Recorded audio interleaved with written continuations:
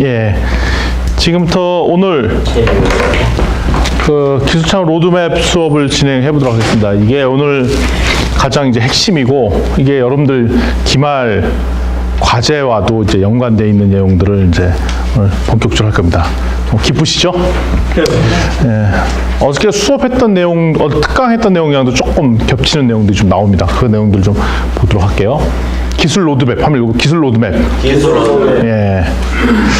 기술 로드맵이라는 거에 정의가 있는데, 정의를 먼저 살펴보면 여기 보면 기술 변화와 시장 변화. 기술이 바뀌고 시장이 바뀌고, 우리 기술이 계속 바뀌는 건 이해가 되시죠? 네. 그러니까 기술 내용은 몰라도 기술이 점점 변화한다는 것도 알고, 시장이 바뀌는 것도 이해가 되시죠? 그럼 그거에 따라 기업 전략은 어떻게 바꿔야 될까라는 게 이제 기술 로드맵의 핵심이에요. 그래서 기술 로드맵이 중요한 이유는 뭐 여러 가지가 있지만 간단하게 설명하면, 먼저 기술이 계속 막 바뀌잖아요. 기술이 너무 바뀌는데 기술이 우리 시장을 어떻게 될지 모르기 때문에, 좌지우지하지 모르기 때문에 되게 잘 알아야 된다는 거죠.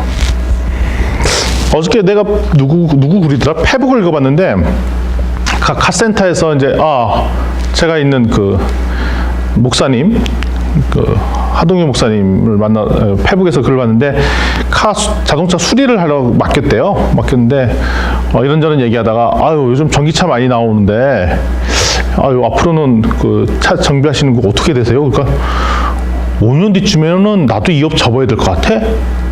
뭐 그렇게 얘기하더래요.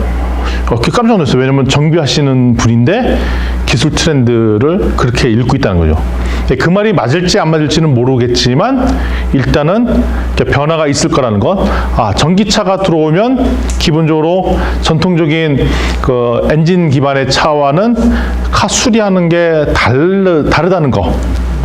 그것 때문에 자기 업이 없어질 가능성도 있다는 거. 그러면서 이런 얘기를 하더래요.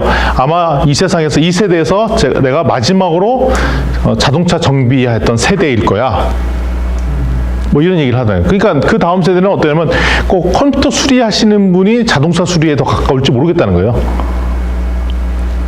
저거는 또 여전히 유용할지 모르겠네요. 뭐냐면 그 카 액세서리 하는 거 있잖아요. 그 리폼이라고 할까요? 꾸미는 거? 이런 것들은 더 많이 발달할지 모르죠. 그 껍데기를 예쁘게 바꾸고 뭐 이런 것들, 시트지 바꾸고 이런 것들은 더 있을지 모르지만, 하여튼간 기술이 계속 바뀌고 있다는 것. 그래서 기술이 어떻게 흘러갈 거라는 것. 근데 그게 나는 기술과 무관하다고 생각할 수 없는, 모든 직종이 이렇게 바뀌고 있기 때문에 이 기술이 어떻게 흘러갈 것을 알아야 된다는 거죠. 그래서 더 좋은 거는, 미래가 어떻게 바뀌니까 미리 지금 준비하는 게 되게 중요하잖아요. 왜냐면 가장 좋은 거는 미리 거기서 길목 잡고 있다가 그 업을 하고 있으면 제일 좋은 거죠. 그래서 그러니까 가장 좋은 거는 누가 뭘 했을 때 그걸 뒤늦게 하는 것보다 미리 가서 준비하고 있을 때 최고이라 이거죠. 제가 대학교 때, 전에도 얼핏 말씀을 한번 드렸는데, 저희 대학교 때 저희 아버님께서 사업을 하셨어요. 그때 사업을 계속 하셨어요. 계속 이렇게 좀 잘 말아드셔서 그렇지 사업을 계속 하셨는데, 그때 하셨던 사업 중에 하나가 무슨 사업을 했냐면, 실내 낚시터를 하셨어요. 그 서울의 장안평 쪽에. 근데 실내 낚시터 요즘도 다시 유행이더라고요. 예. 근데 옛날 실내 낚시터가 보면 보통 지하 같은 게 그 목욕탕 같이 이렇게 해놓고, 여기서 향어, 이스라엘 잉어라고 부르는 향어 이렇게 낚시하고 옆에서는 회 떠주고 뭐 이런 포맷이죠. 가보신 분 있어요? 공유가 됐습니다. 네. 저희 아버님 워낙 낚시를 좋아하셔서 그걸 차리신 거예요. 아니나 할까 한 6개월 동안 장사가 되게 잘 되더라고요. 근데 6개월 뒤에 폭삭 망하셨어요. 근데 제가 뒤늦게 그게 왜 망했는가 봤더니, 그 소위 말하는 그 실내 낚시터의 유행 있잖아요. 유행이 확 있다가 거의 끝물 탈 때쯤 저희 아버님이 들어가신 거예요. 그러니까 트렌드나 흐름이나 이런 것들. 그러니까 우리가 흔히 소비자 욕구 트렌드도 이렇게 계속 바뀌는데, 기술과 관련된 트렌드를 모색하지 않으면 안 된다라는 얘기인 거죠. 미리 가서 미리 준비하는 것. 그리고 우리가 특정 기술에서 딱 투자했을 때 이게 아닌가벼 하면 큰일 나잖아요. 그래서 그 미래 트렌드가 어떻게 될 것인가를 아는 것이 되게 중요하고요. 우리나라 같은 경우는 어떻게 많이 이런 기술 개발했냐면요. 이거 역공학 한번 읽어봐요. 역공학. 영어로 하면 리버스 엔지니어링. 이게 뭐냐면 이런 거예요. 그러니까 옛날에 정주영 회장님이 그러셨잖아요. 자동차를 만들 때 어떻게 만들었는지 얘기 들으셨어요? 그렇죠. 일본에서 자동차를 수입해다가 사다가 그걸 그대로 분해해보고 다시 재조립해보고 이렇게 하면 뭐가 남죠? 부품에 대한 이해도가 확 올라가죠. 그래서 그거를 본따서 자동차를 만들었다는 겁니다. 그게 뭐냐면 일종의 리버스 엔지니어링이라고 해요. 한번 읽어볼까요? 리버스 엔지니어링. 이거 많이 써요. 리버스 엔지니어링이랑 하면 뭐냐면 좋은 제품 있어요? 그럼 이걸 어떻게 하면 돼요? 분해하면 돼요. 내가 총을 만들고 싶어요? 우리 군대 갔다 오신 분은 어떻게 총을 다 분해하잖아요. 그럼 결론적으로 얘기하면 그거를 그대로 하나씩 만들어만 내면 되잖아요. 근데 가만 보니까 이건 너무 만들기 어려워. 그거는 수입을 하든지 아니면 누구한테 맡기든지 해서 하는 거고 우리가 가능할 것만 우리가 다 만들어내면 되는 거잖아요. 그게 일종의 리버스 엔지니어링이에요. 자, 이거를 우리나라 많이 했었죠. 그래서 우리는 이걸 한다는 얘기는 원천 기술은 보통 다른 나라에 있고 우리는 빨리 쫓아가는 패스트 팔로워 전략을 썼었어요. 그래서 패스트 팔로워 해갖고 뭐 일단은 빨리 만들어서 냈는데 쫓아갔는데 원래 그런 원천 기술을 갖고 있는 그런 제품보다 훨씬 싼 가격으로 막 했죠. 근데 그걸 만들다 보면 뭐가 생기냐면 기술 노하우가 생기고 축적되고 그러면서 그게 또 혁신이 일어나고 그러면 이제 선두 기업을 잡아먹게 되면 우리가 탑이 되는 거죠. 그러니까 이런 형태의 기술 개발을 계속 해왔다는 게 우리나라의 패턴들입니다. 따라서 리버스 엔지니어링이 미래 엔지니어링하고 그런 겁니다. 그게 그거죠. 리엔지니어링. 예. 그래서 BPR 이후에 리엔지니어링 해갖고 리엔지니어링은 뭐냐면 그건 좀 다른 건데 리엔지니어는 비즈니스 프로세스 리디자인의 약자예요. 그러니까 요거 뭐냐면 역공학은 리버스고 공학을 역구로 바꾼다는 거. 리엔지니어링은 뭐냐면 처음부터 짜진 판을 다시 생각해서 다시 판을 짜겠다는 거거든요. 그게 PPR. PPR은 아시죠? 프로세스를 그러니까 회사에 있는 업무 프로세스를 다 새롭게 최적화해서 바꿔보자. 이게 이제 BPR이고 그걸 리엔지니어링. 엔지니어링은 다시 바꾼다. 그거는 이제 기본적이 돼 있는 것을 다시 한번 근본적으로 생각하고 다시 바꾸자는 거. 그러니까 리버스 엔지니어링은 좀 다른 개념이죠. 그래서 한때 리엔지니어링을 했는데 우리나라에서는 가장 큰 반발을 어디서 얻었을까요? 리엔지니어링 하고 나면 어디서 반발을 할까요? 업무 설계를 다 대시해서 업무 프로세스 다 바꿔버리는 거예요. 그러면 어디서 반발을 할까요? 시스템 전체에서 라인에서 반발을 많이 하겠죠. 자기가 하는 업무가 바뀌어버려요. 심지어는 여기가 인형에서 남아서 저 좌표치가 달라질 때 할 일이 없어지거나 이럴 수 있잖아요. 그러면 무슨 문제가 생기냐면 노동 인력에 문제가 생기잖아요. 그래서 소위 말하는 노동조합에서 이게 반대를 많이 했고 악용한 케이스들도 사실 많아요. 왜냐하면 리엔지니어링, BPR을 한다는 목적, 사실은 경영혁신을 한다는 도구로 했지만 속셈은 기업주가 목적은 사람을 자르고 싶은 구조조정하려고 그걸 했었어요. 그래서 1980년대 말, 89년도, 90년, 91년 때 저게 엄청나게 인기를 끌었는데 결국은 저거를 제대로 성공한 기업들이 생각보다 많지 않은 그런 상황들입니다. 자, 그러면 좋은 기술 로드맵 세 가지 질문이 있습니다. 첫 번째 질문 함께 읽어보겠습니다. 시작. 우리 미래 목표는 어디인가? 미래 목표가 어디인지 아는 게 되게 중요하죠. 두 번째 시작. 우리가 지금 어디 있는가? 세 번째 시작. 간단해요. 우리 미래 목표는 뭔가? 나는 지금 어디 있는가? 그러면 그 목표에 도달하려면 뭐 하면 되는가? 단순하죠? 뭐 한다고? 처음에? 미래가 어떻게 될 것인가? 내가 지금 어디에 수준인가? 그거 다루려면 어떻게 하는가? 아, 자동차 산업? 아니, 무슨 산업? 우리가 5년 뒤에 이 지금 하고 있는 업의 방향이 어떻게 될 것인가 예측해? 나는 지금 어떤 수준에 있지? 그러면 그 목표에서 내가 도달하려면 그동안 앞으로 뭐 해면 될지 되게 상식적이잖아요. 이런 것들을 설계하는 게 주로 기술 로드맵의 얘기더라. 그러다 보니까 상상력이 좋아야 돼요. 상상력. 상상력이 좋아야 미래 플랜들을 잘 잡을 수 있습니다. 그래서 여기 보면은 깔때기 모형이라고 있는데 아이디어가 있죠. 아이디어가 막 있어요. 아이디어만 가지고는 안 되고 외부 환경과 여러 가지 파트너를 이용해서 여러 가지 그러니까 우리 아이디어랑 다른 외부의 원천의 아이디어를 가지고 섞어서 가치를 만들어 나가는 거예요. 그때마다 여기만 1차 스크린, 2차 스크린, 3차 스크린이 뭐냐면 계속 수정보완해서 밸류를 만들어내자. 가치를 만들어내자 이거예요. 내가 지금 갖고 있는 게 뭐예요? 근데 보니까 다른 데는 지금 뭐 하고 있다고 얘기 들었어요. 그 다른 데 하는 거를 막 섞어서 더 나은 모델 만들고 수정보완해서 또 만들고 수정보완해서 또 만들고 수정보완해서 또 만들고 이래서 가치를 만든다는 게 기본적으로 깔때기 모형의 기본 핵심이에요. 이거 다 책에 나오는 얘기들입니다. 그래서 처음에 기술 로드맵이라는 이름으로 만든 회사가 모토로라는 결국 지금은 별로 이제 망해버린 회사 중에 하나인데 그 스마트폰 만들고 그랬죠. 모토로라 그 스마트폰 이름이 뭐예요, 그게? 예, 갑자기 이름도 생각이 안 나네. 예. 매트릭스 영화에도 나오는 그 스타텍을 만들었던 모토로라. 예.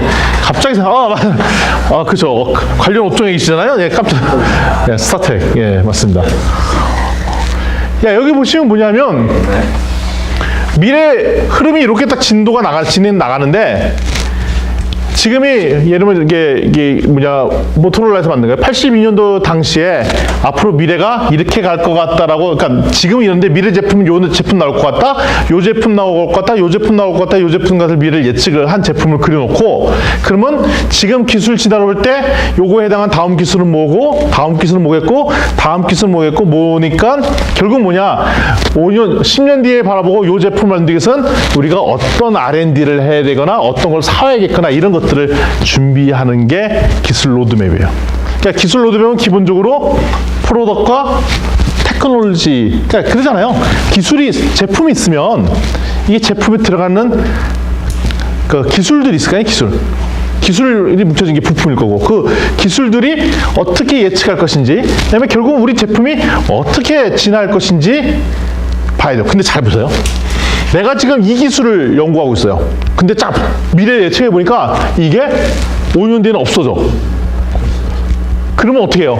이때부터 다음 넥스트 기술에서 준비하고 또 준비하지 않으면 안 된다라는 것을 보는 거죠. 그러니까 이런 것을 그려보고 보통 일반 기업들이 R&D를 한다는 것입니다. 이게 기술 로드맵, 매트릭스, 모토로라의 모델이에요. 기본적으로 모토로라의 기본 구조는 제품이 첫 번째 제품이 어떻게 진화될까를 보고 거기에 맞춰서 거기에 들어가는 요소 기술이 어떻게 되는데 요거의 진화가 어떻게 되는지 보겠다라는 게 이거예요. 이론적으로 쉽잖아요. 제품 있고 제품의 구성 요소가 기술이잖아요. 이게 그러니까 제품에 따라 기술이 뭐뭐 바뀔지 보겠다. 이게 기본적인 로드맵이죠. 어저께 특강 때 저 얘기했던 거 기억나세요? TPM 모델 기억나요? TPM. 맨 마지막에 TPM을 어떻게 해야 된다라는 얘기가 나왔어요. TPM이 기술 혁신에서는 가장 많이 나오는 용어 중에 하나예요. 그래서 오늘 반드시 기억해야 될 용어가 요거예요. 요거. TPM. TPM 모형. 뭐라고요? 다시 한번. TPM. 자, 보십시오. 약어가 있네요. T는 테크놀로지. 읽어볼까요? 기술, 테크놀로지. P는 프로덕트. 예. 프로덕트. 제품이에요. M은 마켓. 자, R&D를 내가 하는 사람입니다. 기술 개발하는 사람이에요. 근데 기술 개발하는 사람은 자꾸 우리 동종업계 기술의 진화에 따라 다른 기술을 이렇게 개발하는 걸 봐야 되는데 TPM 모델의 핵심은 뭐냐면 뭐부터 봐야 된다? 마켓이 어떻게 바뀔 건가를 보고 그럼 이 마켓의 고객이 욕구잖아요. 이 마켓에 대응하는 제품이 어떻게 달라질지를 보고 거기에 이 제품에 들어가는 구성 기술들이 어떻게 달라질지를 보면 이거에 맞춰서 기술을 확보하든지 해야 된다는 거예요. 근데 이 얘기는 왜 혁신적으로 받아들였냐? 엔지니어들은, R&D 한 사람들은 마켓 어떻게 되는지 몰랐거든.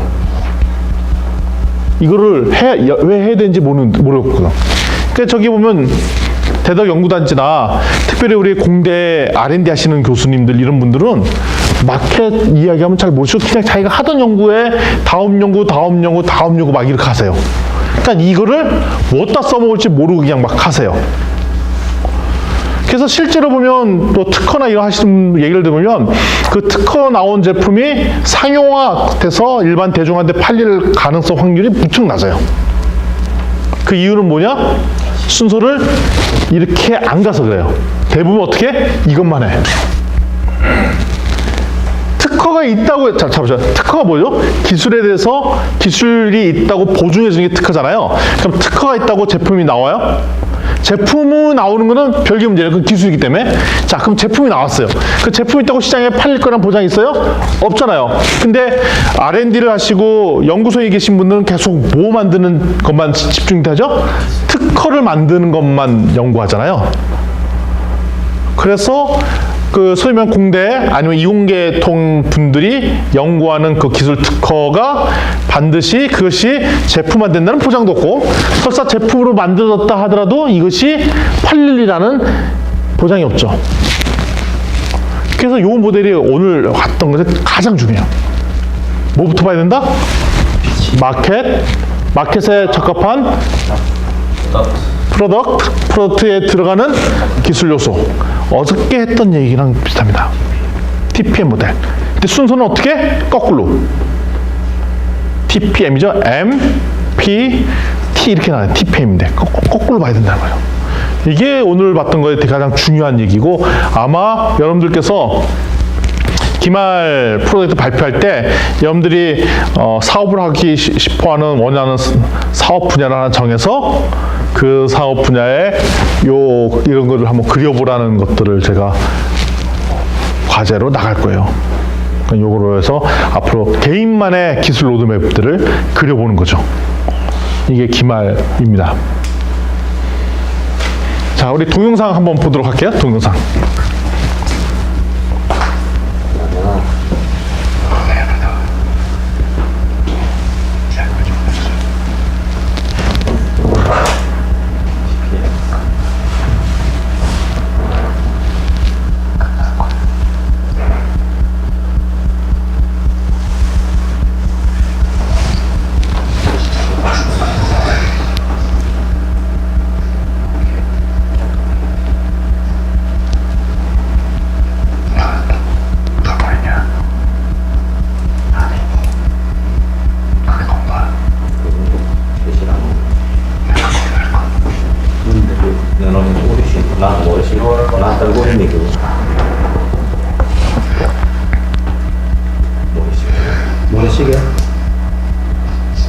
모래시계를 보고 있는 남자의 품격이라는 드라마예요.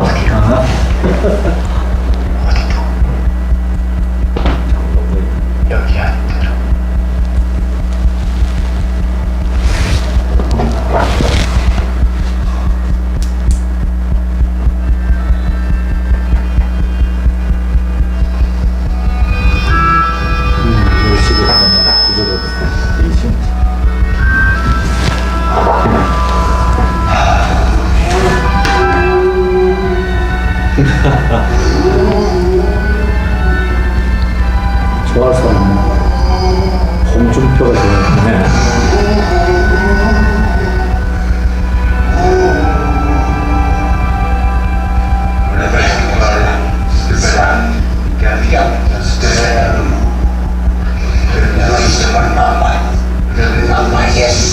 아마 저 드라마가 93년도인가 4년도인가 이때 나왔을 거예요 아마. 모르시게요? 예.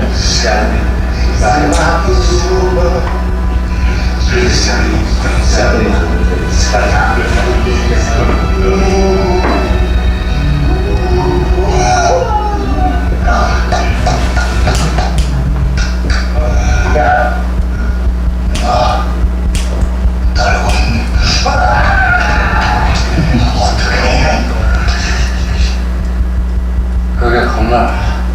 내가 겁날까? 좋아 생각했어.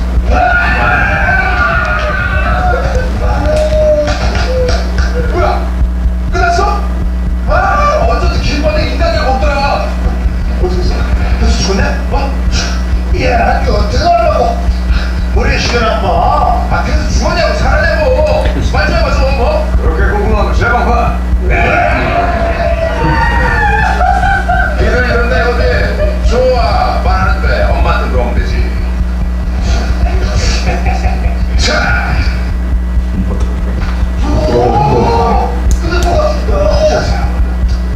여보세요 엄마 태수가 사람 웃기 다시 진짜일 것이지.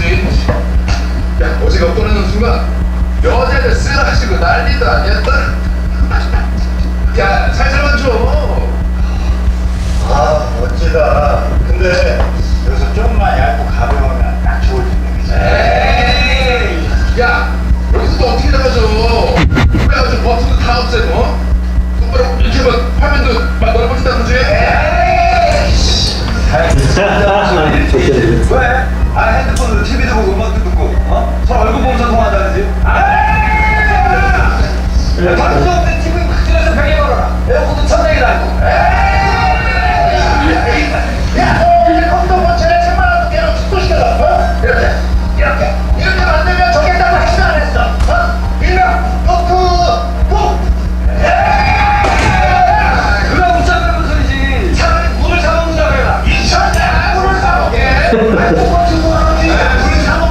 웃자고 해보는 소리가 세상을 바꿀 수도 있다는 거. 공상이 곧 혁신의 시작이라는 걸 좀 더 일찍 알아뒀네. 우린 지금 이렇게 만났을지도 모른다. 그래서 한 번에 홈런이 좋아해 이렇게보다는 기술만 다 스티브 잡스가 돼 있네요. 시킬 수가 없지.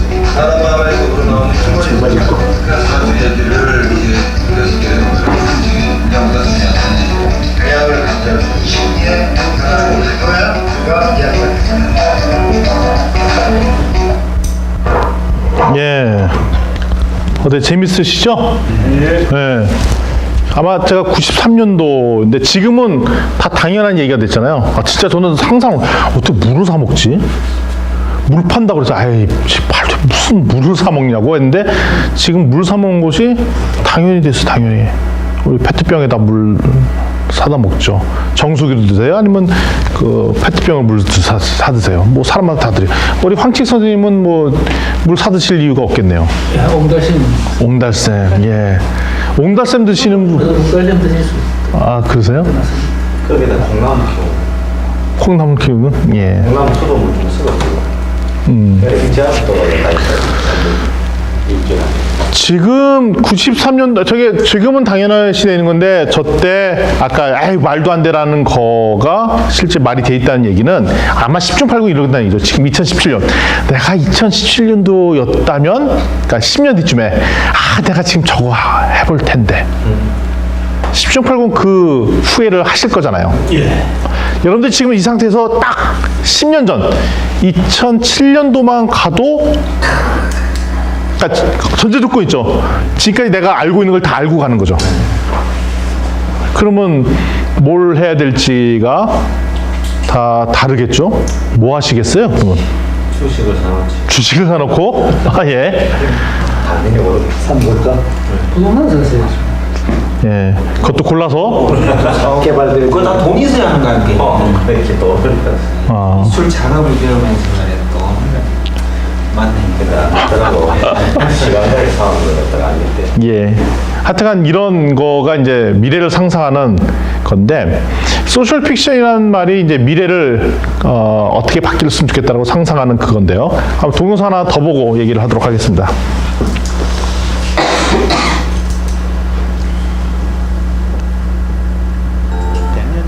잠깐만요. 과학 소설, 사이언스 픽션을 많이 썼었는데요. 지금 우리가 많은 물건들이 그 소설에 나옵니다. 대형 텔레비전이라든지 홈쇼핑, 영상전화, 대륙반영 공기, 시험관학이나 우주여행 같은 것들이 나오죠. 소설 속에 나왔던 이런 상상의 물건들이 아이들의 가슴을 설레게 했고요. 그 아이들이 자라서 그걸 현실로 만들기 위해 노력을 한 거죠. 그러다 보니까 과학기술이 발전하고요. 그 상상이 결국 우리 곁에 있는 현실이 됐습니다. 소설책을 잘 봐야겠네요. 평화상 수상자의 무하마드 유누스라는 사람이 있죠. 그분이 이렇게 말했습니다. 공상과학 소설, 사이언스 픽션이 과학을 움직였던 것처럼 사회 변화도 상상을 해야 일어날 수 있다. 그러니까 사이언스 픽션 대신 이제 소셜 픽션을 써보자고 이야기를 합니다. 실제로 유누스가 썼던 소셜 픽션이 있습니다. 전혀 다른 은행을 꿈꿨죠. 부자들의 돈을 굴려주는 은행이 아니고요. 가난한 사람들이 창업해서 자립하도록 돕는 그런 은행을 직접 세웠습니다. 그라민은행이죠. 그라민은행에서 시작한 마이크로 크레딧은 이제 전 세계 금융시장에 스며들어 있죠. 스페인의 산티아고에 있는 순례자의 길을 걷던 서명숙 제주올레 이사장도 소셜 픽션을 썼습니다. 고향인 제주에 행복과 치유의 길을 내겠다는 꿈이었죠. 그리고 몇 년 뒤에 그 유명한 제주 올레길이 생깁니다. 그리고 전국 각지에 이 길을 닮은 올레길이 줄지어 생겨납니다. 스위스, 캐나다, 영국, 일본, 레바논 같은 나라에 수출까지 됩니다. 상상은 삶을 바꿉니다. 더 나은 전화기에 대한 상상이 아이폰을 낳았고요. 더 나은 졸업 앨범에 대한 상상이 페이스북을 낳았습니다. 더 나은 사회에 대한 상상은 세상을 바꿀 겁니다. 지금 같이 질문을 해보시죠. 어떤 사회에 살고 싶으신가요? 우리들의 소셜 픽션 쓰기 함께할 당신을 기다립니다. 예. 결국은 사회를 어떻게 바꾸고 싶다라고 설계하는 것. 그런 사람들이 이제 사회를 바꿀 수 있는 혁신가로 나오는데요. 그러니까 미래가 어떻게 바뀌었으면 좋겠다. 한 5년 뒤, 10년 뒤에 어떻게 바뀌었으면 좋겠다는 것을 그러니까 소위 말하는 상상의 나래를 그려놓고 그걸 차곡차곡 준비나가는 겁니다.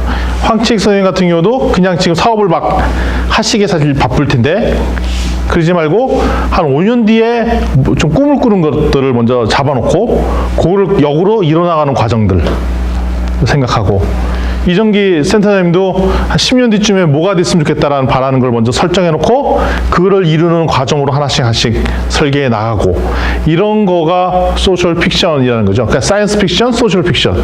그러니까 결국은 뭐냐면 미래를 예상해 보는 것. 그러니까 미래가 예상해 봤는데 예상하면 그다음부터 뭐 나오냐면 그 전에 그러면 5년 전에 해야 될 거, 10년 전에 해야 될 거 뭐 이런 거잖아요. 큰 개발을 하기 위해서는 그 전에 10년 전에는 저가일 때 뭐 땅을 산다든지 뭐 기타 등등 여러 가지 것들을 해야 되잖아요. 그런 것 준비할 거 없이 미래를 갑자기 할 수는 없는 일이라는 것입니다. 제가 뭐 예를 들면 1년 뒤에 유명한 바리스타가 되고 싶어요? 그러면 오늘 당장 뭘 해야 되죠? 커피 공부를 해야 되는 거죠. 그러니까 미래를 어떻게 꿈꾸느냐가 이제 사회를 바꾸는 것은 픽션은 소설이잖아요. 그러니까 사회를 어떻게 바뀌었으면 좋겠다는 것을 꿈꾸는 게 소셜 픽션이고 좋겠고 어떻게 바뀌었으면 좋겠을까 사이언스 픽션인데 이것들을 말씀드리는 거는 뭐냐면 아까 현재 시점은 이거예요. 미래 마켓이 어떻게 변할 거를 미리 예측을 하고 그러면 미래의 마켓이라는 것은 소비자의 욕구거든요. 소비자 욕구가 이렇게 될 것 같으니까 그때 소비자 욕구를 충족하는 이러한 서비스나 제품들이 나올 것이고 그러면 이걸 충족하기 위해서는 특정 어떤 구성 요소들을 지금부터 준비해 나가야겠다라고 얘기하는 거가 이 플레이라는 거죠. 이게 이제 기술 로드맵이고 미래를 준비하는 기술이라는 거죠. 예를 들면 이런 거예요. 요즘 장생도라지, 장생도라지가 몇 년산 도라지로 한 거예요? 21년산이죠? 예. 3년 된 거를 7번 옮겨 심는 기법으로 해갖고 21년산을 만들었다는데 제가 이성호 사장님 아들이 지금 사장님인데 그 아버님이 그냥 그렇게 될 것 같다고 막 심었대요. 그래서 그 아들이 이제 원래는 삼성의 대기업에 다녔던 아드님인데 그 얘기를 하시더라고요. 이영춘 사장님. 아버님이 그래갖고 집에 엄청나게 부채가 있었다는 거예요. 그래서 이거를 수습하러 본인이 왔다가 보니까 일단은 벌써 20년 넘은 이런 거를 해놓으신 게 있으셔서 이거를 어떻게 좀 하면 좋을까를 이렇게 디자인하고 설계하고 그러다가 나온 제품들 중에 하나가 이런 거라는 거죠. 그럼 그 아버님 때는 그걸 미리 이렇게 될 거를 충분히 예측하거나 그러지는 못했다라는 거예요. 그렇지만 꿈을 꾸고 했겠죠. 당시 사람들은 다, 그러니까 예를 들면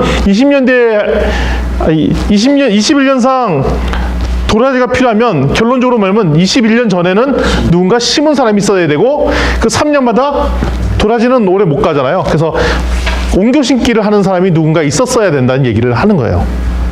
10년 전에 뭘 하고 싶어요?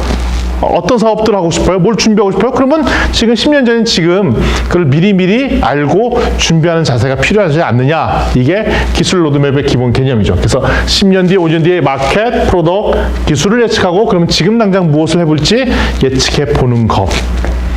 우리는 그동안에 커피숍 사례 가지고 많이 했어요. 그러면 더 예측하면 5년 뒤 커피라는 인더스트리는 어떻게 바뀔 것 같냐. 그걸 예측을 한 다음에 물론 어렵겠죠. 그 소비자 그 먼저 소비자가 그 커피에 관련된 욕구가 어떻게 변할 것인지 미리 한 5년 뒤를 3년 뒤를 예측하고 그러면 그거에 맞는 서비스는 어떻게 될 것이고 그럼 거기에 맞는 구성 요소가 어떻게 달라질 것인지를 하고 미리 지금부터 준비를 해놓고 있다가 떵 터트리면 판도를 바꾸는 그런 얘기를 하는 거죠. 근데 그거는 생각보다 어렵지 않다는 거예요. 왜냐하면 아까 그 장동건 나오는 그 이야기를 보면 335 모여갖고 맨날 우리 농담 따먹기 하던 그 얘기. 야, 말도, 야, 노트북 그 얘기 있잖아요, 노트북. 말이 되냐, 뭐 이런 거. 아유, 차라리 여기서 화면 또 버튼 없이 쭉쭉 누른다고 하지? 뭐 이런 거. 그냥 이런 상상들을 했다는 얘기지. 그 정도에. 그러니까 지금도 차라리 이런, 이랬으면 좋겠다, 저랬으면 좋겠다라는 걸 하는 얘기 있잖아요. 그러면 그런 얘기 하면, 차라리 그게 되려면 시장이 바뀌어야 되고, 뭐가 바뀌어야 되고, 막 이러는 것들 있잖아요. 지금 제도적으로 잘 안 되는 것들, 아니면 기술이 안 돼서 안 될 수밖에 없는 것들, 이런 것들을, 지금 안 돼? 그러면 미리 이것들을 디자인하고 바꿔놓고, 턱 깔아놓고 준비해놓고 있으면, 그게 5년 뒤, 10년 뒤는 내 것으로 될 수 있다는 얘기인 거죠. 저는 예측하고 있는 게 있어요.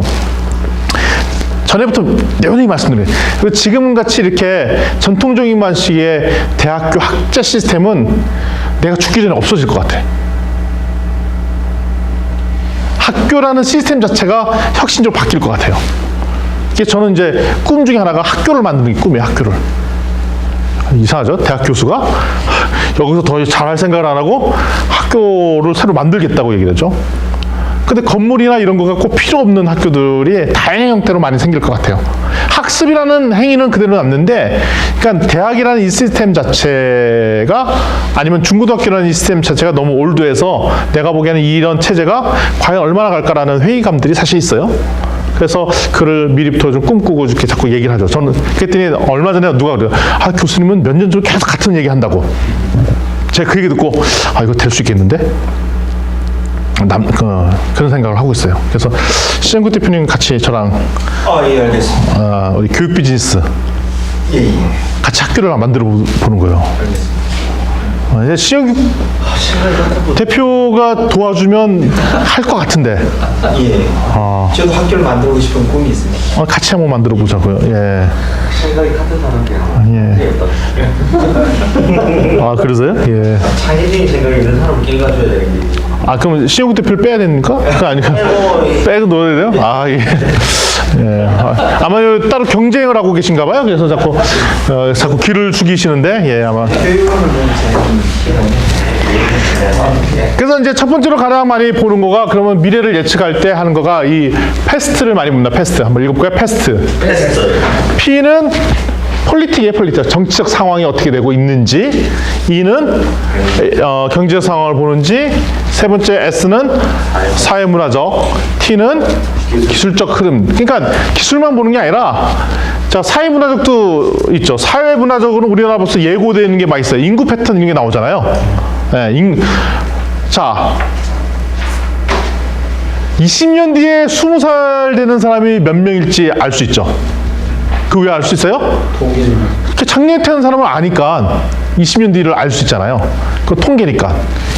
물론 이제 정확한 태어나고 죽고 뭐 이런 사람이 있기 때문에 좀 약간 차고 있지만 대충은 예측이 되죠. 따라서 예를 들면 이런 거 예측이 가능해요. 20년 뒤에 60살 먹은 사람이 몇 명쯤 될까도 예측이 가능하죠. 그랬더니 만3이 인구가 뭐 절벽이 되고 뭐 이런 얘기들을 하잖아요. 10년 뒤 대학교 입학자 이런 것들은 다 아는 인포메이션이라고요. 그래서 지금 보면 그리고 누가 지난번에 빅데이터 분석을 했더니 이런 얘기를 하는 거예요. 2050년만 되더라도 경상남도 지금까지 패턴을 보면 경상남도에 가장 많은 인구가 한국 사람이 아니라 다문화 사람들이 더 될 것이다 라고 예측을 그때 데이터를 가지고 하시더라고요. 그 데이터 근거는 뭐냐면 경상남도의 출생률과 사망률 계산하고 외국인 유입률 이런 거 계산하고 뭐 이런 거 했더니 경상남도가 상황이 안 좋다는 거예요. 그래갖고 2050년 되면 숫자가 바뀐대. 그 정도로. 물론 그건 정확하지는 않을 수 있죠. 왜 안 좋냐면 출생률에 더 변화가 있을 수 있고 사망률에 변화가 있을 수 있고 또 외국인이 지금은 뭐 이렇게 많이 들어오지만 또 그게 중간에 멈출 수 있고 다양히 있지만 지금 같은 패턴으로 보면 2050년대에 어떻게 될 것 같은 것을 예측을 해볼 수 있잖아요. 그다음에 정치 구조가 지금 점점 어떤 구조로 가고 있고 경제적으로 동향들을 볼 수 있는 플랜들이 있다면요. 이런 것들을 먼저 고민을 해봐야죠. 고민해 볼 때 5년 뒤쯤은 어떻게 될 것 같다, 10년 뒤쯤은 어떻게 될 것 같다 라고 얘기를 계속 드리는 거예요. 그래서 제가 이정기 센터님께 이정기 센터님은 지금 엄청나게 큰 북빅 산업이 엄청 커지는 큰 곳에 시발점에 들어와 있다. 왜냐하면 다문화 사람들이 외국인이 한국에 더 많이 늘어날 거 생각이 들고 그에 대한 다양한 비즈니스와 전략 이게 있고 그 다음에 우리나라의 기후 자체가 지금 점점점 아열대로 바뀌고 있는 상황에서 보면 지금 하고 있는 아열대 채소를 키운다 그러면 다른 사람들은 그거 뭐 얼마나 먹겠다고 그걸 키우냐 뭐 이러는데 그게 5년 되고 10년 뒤에 되면 어떤 놈은 그게 주류 제품이 될지도 몰라요. 제가 이제 그 농진청에서 나온 데이터를 보니까 배추 있잖아요, 배추가 우리나라에서 그러니까 강원도 말고는 잘 자라지 않는 제품이 된 거예요. 이 15년 뒤에 고냉지. 그래서 이 남쪽에서는 배추를 키울 수 있는 환경이 아닌 거예요. 이 온도 때문에. 제가 배추의 중요성을 되게 잘 알거든요. 왜 하냐면 제가 인도에서 1년을 살아봤거든요. 김치 못 먹으니까 이거 뭐 죽겠더라고요. 그래서 김치를 담궈야 되잖아요. 그 아내가 어떻게 하냐면 양상추